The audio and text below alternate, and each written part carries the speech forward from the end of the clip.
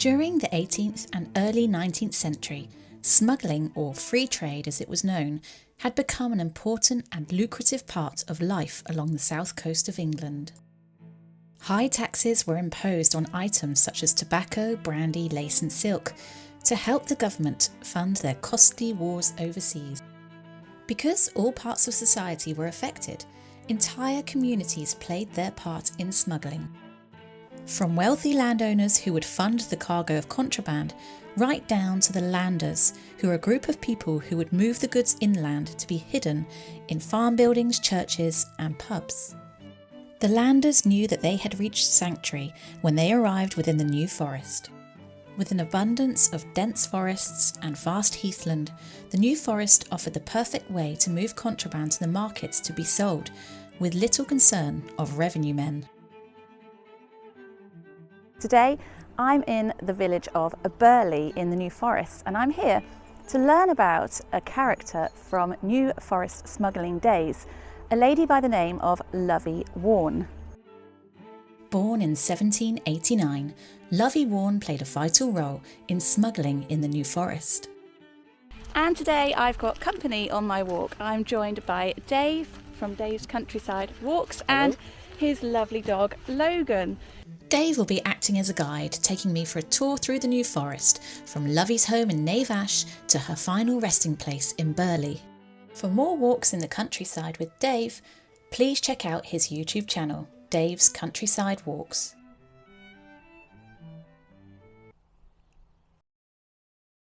Lovey Warne's story begins here, in this house at Nave's Ash, just west of the village of Burley. Lovey lived here with her brothers Peter and John and older sister Sarah. It's believed her brothers Peter and John were well known locally as smugglers.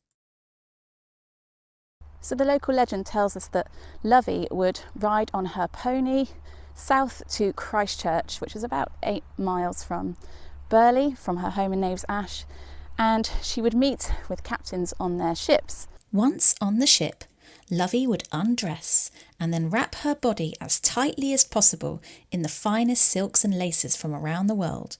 She would then redress and make haste back to the New Forest. Lovey often helped her brothers with smuggling until one fateful day. Lovey was once again in Christchurch Harbour, as she often was, when a revenue man took a liking to her and invited her to stop with him for a drink in the 8 Bells pub. Lovey obliged, not wanting to cause suspicion, but was thoroughly nervous, for she was wrapped, as per usual, in the silks and lace that she had once again retrieved from the ships in the harbour. The story says that the revenue man made an advance on Lovey, and his wandering hands moved ever closer to uncovering the layers of contraband that she was hiding about her body. Lovey responded by jabbing the revenue man in his eye with her elbow. A kindly barmaid came to Lovey's help and insisted on giving some first aid to the revenue man by holding him down while Lovey made her escape. It is said that this incident frightened Lovey so much that she decided to never take part in smuggling ever again.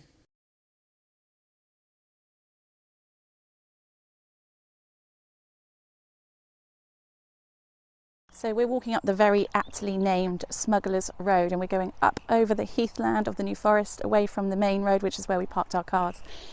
So the belief is that Lovey walked along this track, the Smugglers Road, from her house in Nave's Ash, which is behind us, onwards towards Verily Hill, which is where the next part of our story continues.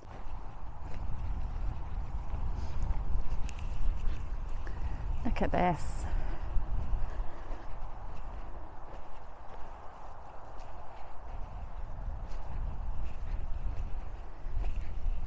Absolutely beautiful. Those views.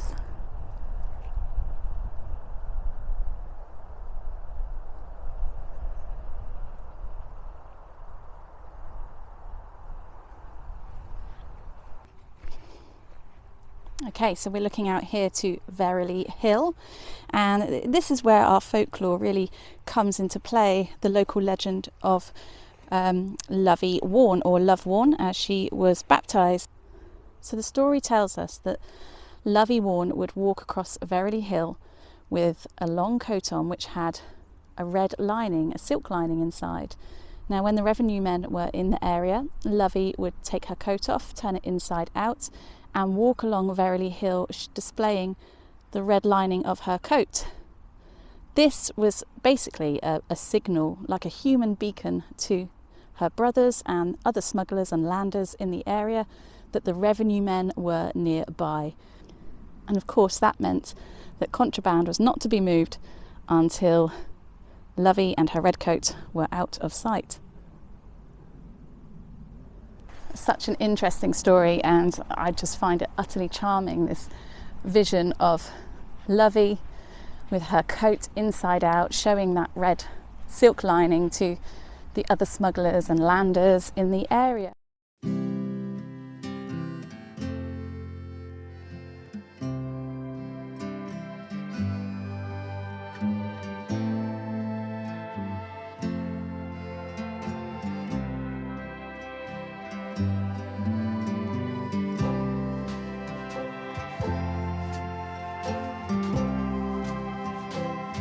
So we are heading in the direction of Ridley Wood, which it's believed is where the markets were, where they sold the stolen contraband that had been smuggled in.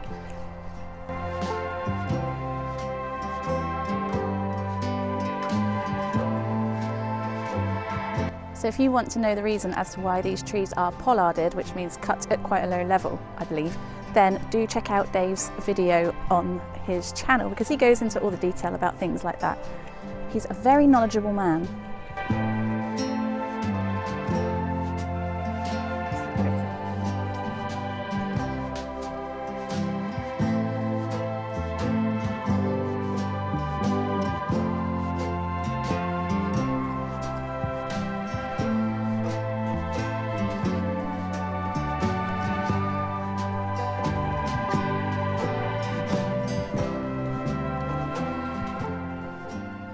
Okay, so we are in Ridley Wood, and this is the old Holloway. So this would have been the old smuggling track that Lovey and her brothers and all of the other New Forest smugglers that were involved would have moved along to take their contraband up here to be sold. So this is a real piece of history, walking these old Holloways. Oh wow, look at this tree. Looks like a beech tree to me. And this ancient path, this ancient Holloway that these smugglers would have used.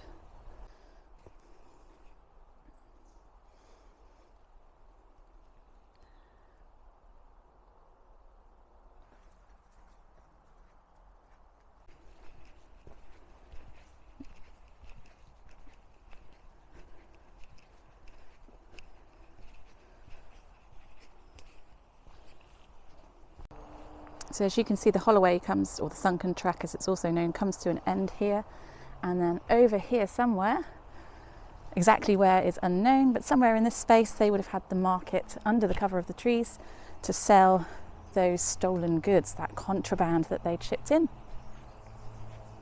Being just on the outskirts of Burley, of course, Burley is rich with tales of witchcraft, and Sybil Leek, in fact, a white witch, lived in Burley very famously in the 1950s, I believe it was. But yeah, there's just this magical feel, otherworldly feel when you come to the woods in the New Forest. So from what I read about smuggling as well, is they moved most of the goods under the cover of darkness, so it would have been quite treacherous moving along these paths, holloways and wooded areas.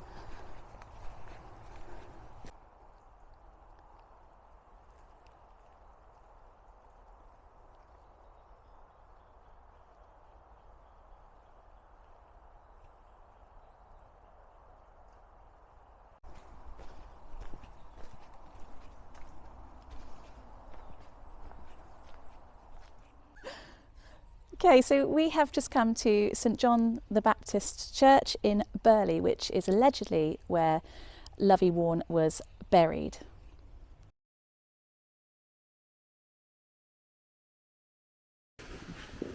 The window, I think it's quite interesting. This one here, you can see at the bottom it says in glory, to memory of Constance Mary Catherine Appleby. She died here, she's buried here. The grave is out in the corner, I can show you that. She's famous, as it were, because she introduced women's field hockey to the United States. Oh, wow. And if you look carefully, you see about halfway up there's some hockey sticks on the left-hand side. Oh, yeah, I do see, yeah. And then on the right-hand side there's an apple, and then a little bit further up I think there's a bee by the head of the saint, Appleby. Right, yeah, oh, that's great. Lovey Warne passed away at her home in Naves Ash on the 11th of October 1872, aged 83. So the story tells us that Lovey Warne was buried here in Burley, in this church of St John the Baptist, and that she requested for her pony to be buried with her, but alas, that was not granted. But apparently the pony was buried outside of the churchyard in a ring of fir trees. Some sources say that Lovey was buried here in Burley, along with her brothers Peter and John. Other sources, however, suggest that she may have been buried at St Peter's in Bramshaw in the New Forest, along with her mother Sarah. All sources, however, do agree that she may well have been buried in an unmarked grave. So it's a couple of days since I filmed with Dave Ford and his dog Logan out in the countryside of Burley in the New Forest, and I was still kind of invested in Lovey Warne's story, and I was still keen to find out what happened to her after that fateful incident at the Eight Bells Inn in Christchurch. So I found myself at my local library where I accessed ancestry.co.uk for free, and I did a little more digging on Lovey's life story. So the trail does seem to run cold after Lovey's experiences in smuggling, and there's not much about her apart from some census entries to show where she lived during her life after that period. And indeed she stayed in the Ringwood area. But on findmypast.com, I did find an interesting criminal record in the National Archives, not for Lovey, but for her nephew, John Warne. John was the son of Lovey's brother, also called John Warne. So this criminal entry reads as so: prisoner name John Warne, age 28, occupation butcher, court and date of trial Hampshire Lent Assizes held at Winchester 1830. So this would have made Lovey around about 40, 41, something like that, early 40s. Crime, cattle stealing, namely a calf, the property of James Ball of Burley, Hampshire, also a butcher. The initial sentence was death. Wow. But it was commuted to transportation for life. Petitioner for the prisoner was Lovey Warne of Herne near Ringwood, the prisoner's aunt. Grounds for clemency. This is the details given by the petitioner, Lovey Warne. The prisoner is innocent. He had no time to prepare his defence before trial. The prosecutor's evidence was inconclusive. There's another paper here which was also given by the Reverend James Willis of Sopley, who testified to the actions of the prosecutor. So as the document suggests, it looks like John was transported on board a ship called the York, which was stationed at Gosport. So although we don't have much more of a story to tell of Lovey, it looks like her family continued to be engaged, shall we say, in illicit activities. What shall we do with the drunken sailor? What shall we do with the drunken sailor? What shall we do with the drunken sailor?